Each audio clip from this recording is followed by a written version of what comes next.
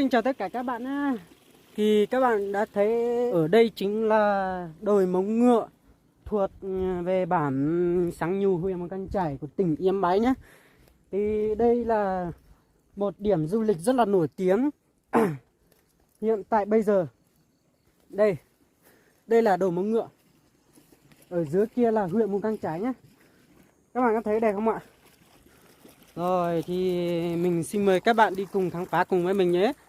Ok, let's go. Hey! Đồi Móng Ngựa Mù Căng Chải đẹp như tranh, chắc chắn là thứ bạn đang tìm kiếm trong những ngày khám phá Yên Bái. Là đến điểm đẹp nhất tại Mù Căng Chải. Đồi Móng Ngựa không chỉ là nơi ngắm hoàng hôn lý tưởng mà còn là điểm ngắm những thửa ruộng bậc thang đẹp nhất vào mùa đổ nước. Đồi Móng Ngựa Mù Căng Chải mỗi khi vào mùa đổ nước, khung cảnh khắc lên hình vẻ đẹp đáng say lòng người. Không chỉ có những thửa ruộng bậc thang mới thay màu áo mới, mà dường như khung cảnh đất trời Mù Căng Chải cũng vừa rũ bỏ lớp áo dịu dàng mùa đổ nước, mà thay vào đó là vẻ đẹp rực rỡ